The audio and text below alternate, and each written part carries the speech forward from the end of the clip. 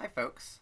So, I just finished doing the reading for this week, and I wanted to make this week's video about trying to sort of connect what we've done so far. Because we spent the first 3 weeks of the course focusing really on this molecular thought experiment, this autogen experiment, and then we are fasting forward 3.5 billion years and talking about humans and the potential evolutionary forces that may have caused symbolism to evolve, and that's quite a large jump. And for me, the reason why they're connected, or the reason why we're juxtaposing them, is that they both of these things, this thought experiment, this just so story about how symbolism evolved out of marriage, compared to this thought experiment about how life evolved out of these co-constraining things, they both are an attempt to answer this question: how does meaning get made? And that, for me, is really the theme of this course that I hope we're going to be addressing in lots of different ways. I like having this really strong deacon foundation, but I'm very much looking forward to branching off from that.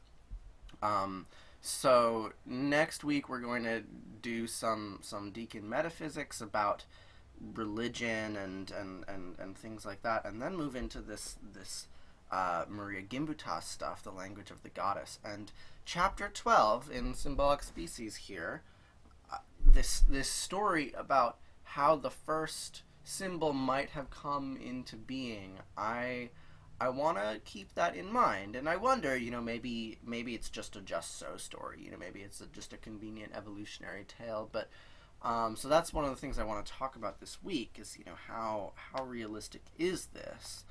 But I think more generally, now we have these two very broad stories about how meaning comes into the world, how subjectivity and epistemology, basically, how epistemology comes into the world.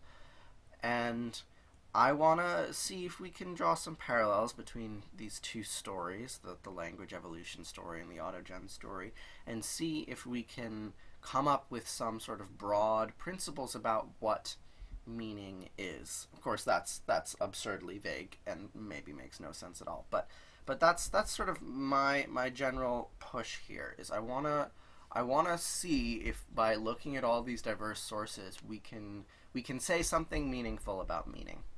All right, that's my concise point for today. I really look forward to speaking with you all next week on Friday. Goodbye.